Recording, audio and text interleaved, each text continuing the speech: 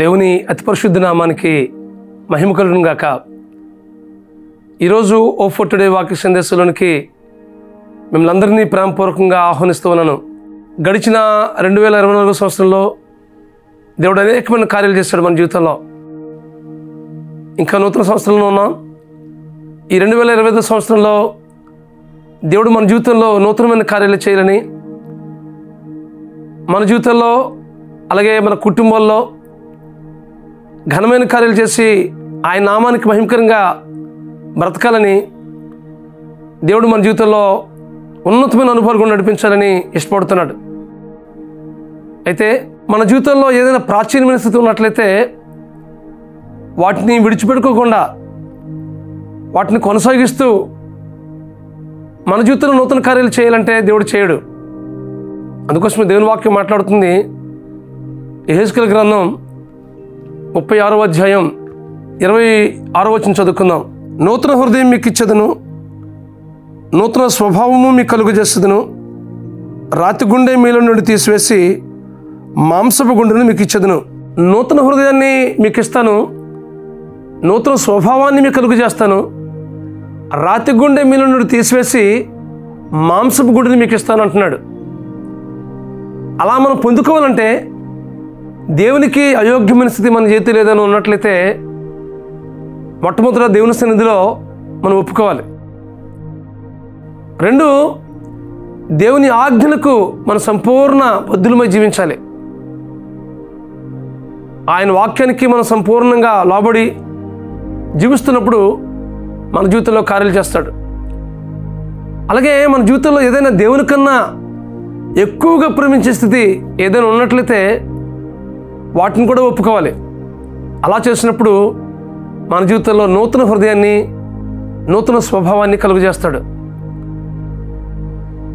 గరుకని స్థితి, కఠినమైన స్థితి మన జీవితంలో ఏదైతే ఉందో వాటన్నిటినీ మనం ఒప్పుకున్నప్పుడే మన జీవితంలో నూతనమైనటువంటి కార్యాలు చేస్తాడు. మాంసపు గుడిని ఇస్తానంటున్నాడు, నూతన స్వభావాన్ని కలుగజేస్తానంటున్నాడు, అలాగే నూతన హృదయాన్ని మనకి ఇస్తానంటున్నాడు. అయితే మన హృదయాన్ని ప్రభు సన్నిధిలో సంపూర్ణంగా అప్పగించుకున్నప్పుడు మన జీవితంలో గొప్ప కార్యాలు చూస్తాం. దావీదు దేవునికి ఒకనొక దినాన్న ఒక వ్యతిరేకమైన కార్యం చేశాడు. హృదయానుసారుడుగా, దేవుని చిత్తానుసారుడుగా, దేవునికి ఇష్టడుగా బ్రతుకున్నటువంటి దావీదు ఒక దినాన దేవునికి వ్యతిరేకమైన కార్యాన్ని చేసి చాలా దూరం అయిపోయాడు. తను చేస్తున్నది తన దృష్టికి కరెక్ట్ అనుకుంటున్నాడు. కానీ ఎప్పుడైతే నాతాను ప్రవక్త చేత గద్దించబడ్డాడో మరలా ప్రభు సన్నిధికి వచ్చి తన స్థితి అంతటిని ఒప్పుకుంటున్నాడు. ఎంతో పశ్చాత్తాపడ్డాడు. అంటున్నాడు కదా, నా యందు శుద్ధ హృదయం కలుగజేయు, నా అంతరంగంలో స్థిరమైన మనస్సు నూతనంగా పుట్టించు ప్రభువా అని ప్రార్థన చేస్తామన్నాడు. అంటే ఏమైంది? మొదట ఉన్న రక్షణానందం పోగొట్టుకున్నాడు. మొదట ఉన్న దేవునితో ఉన్న సంబంధాన్ని కోల్పోయాడు. అలాంటి స్థితిలో దేవుని సన్నిధిలో మరలా వచ్చి పశ్చాత్తాపడి దేవుని సన్నిధిలో మొరపెడుతున్నాడు. పరిపూర్ణంగా దేవునికి అప్పగించుకున్నాడు. కన్నీటితో తన పాపమంతటిని దేవుని సన్నిధిలో ఒప్పుకుని మీదట దేవుని కనికరాన్ని పొందుకున్నట్లుగా దేవుని వాక్యాలు మనం చూస్తూ ఉన్నాం. నా యందు శుద్ధ హృదయం కలుగజేయు, నా అంతరంగంలో స్థిరమైన మనస్సు నూతనంగా పుట్టించు ప్రభువా అని ప్రార్థన చేస్తూ ఉన్నాడు దావీదు. తద్వారా దేవుడు మరలా తన రక్షణానందాన్ని దయచేసినట్లుగా దేవుని వాక్యాలు మనం చూస్తూ ఉన్నాం. ఈ వాక్యం ఉంటుంది మీ జీవితంలో కూడా నూతన కార్యాలు చేయాలని ఆశపడుతున్నాడు. మన జీవితంలో నూతన హృదయాన్ని, నూతన స్వభావాన్ని కలుగజేసి మన జీవితం ద్వారా అనేకమైన గొప్ప కార్యాలు చేయడానికి ఇష్టపడుతున్నాడు. రాతి హృదయం, కఠినమైన స్థితి వాటన్నిటి నుంచి విడిపించి మెత్తని హృదయాన్ని దేవుడు ఇవ్వాలని ఇష్టపడుతున్నాడు. అలా చేసినప్పుడు దేవునికి ఇష్టంగా చేస్తాం, దేవునికి ఇష్టమైన కార్యాలు మాత్రమే తలపెడతాం, ఆయనకి మహిమకరంగా జీవిస్తాం. ఆయన నామానికి యోగ్యకరంగా బ్రతుకుతాం. ఆయన ఆజ్ఞలకు సంపూర్ణంగా బద్ధులమై జీవిస్తాం. దేవుని కన్నా దేన్ని ఎక్కువగా ప్రేమించాం, ఆయన మాత్రమే ప్రథమ స్థానం ఇస్తాం.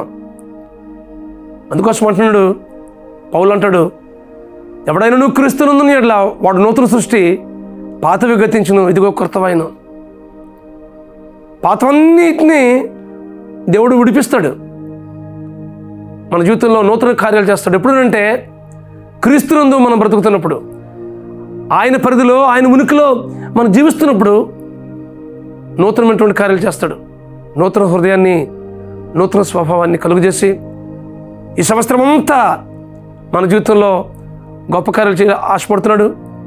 ఈ సంవత్సరం మాత్రమే కాదు, రాబోయే కాలం అంతా మనం అనేక మందికి ఆశీర్వాదకరంగా ఉండాలని దేవుడు ఇష్టపడుతున్నాడు. మన జీవితాన్ని పరిపూర్ణంగా ప్రభు సన్నిధిలో సమర్పించుకుందాం. ఆయన ఆజ్ఞలకు లోబడదాం.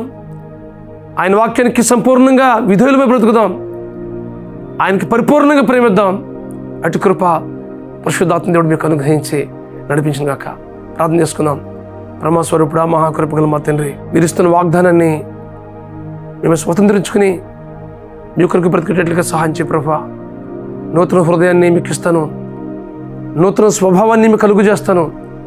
రాతి గుండె మీ నుండి తీసివేసి మాంసపు గుండెని మీకు ఇస్తానని ఇది నన్ను వాగ్దానం చేస్తా ప్రభా. ఇదిగో ప్రభా, మా జీవితంలో నూతన కార్యాలు తలపట్టండి ప్రభా. మీకు మహిమకరంగా బ్రతికేటట్లుగా సహాయం చేయ ప్రభా. మీకు ఇచ్చిన స్థానం మరి దేనికి ఇవ్వకుండా పరిపూర్ణంగా ఈ చిత్తానికి మేము విధేయులమై బ్రతికేటట్లుగా సహాయం చేయ ప్రభా. మా జీవితాన్ని పరిపూర్ణంగా మీకు అప్పగించుకుంటూ సమస్త మహిమ, ఘనత, ప్రభావాలు మీకే చెల్లిస్తూ మంత్రంగంలో స్థిరమైన మనస్సు నూతనంగా పుట్టించి నడిపించమని మా ప్రభువును, మీ ప్రియకుమారుడును, మా రక్షకుడినైనా యేసుక్రీస్తు నామములో ప్రార్థించి వేడుకుంటున్నాం మా పరమ తండ్రి. Amen, amen, amen. God bless you friends. Have a wonderful day.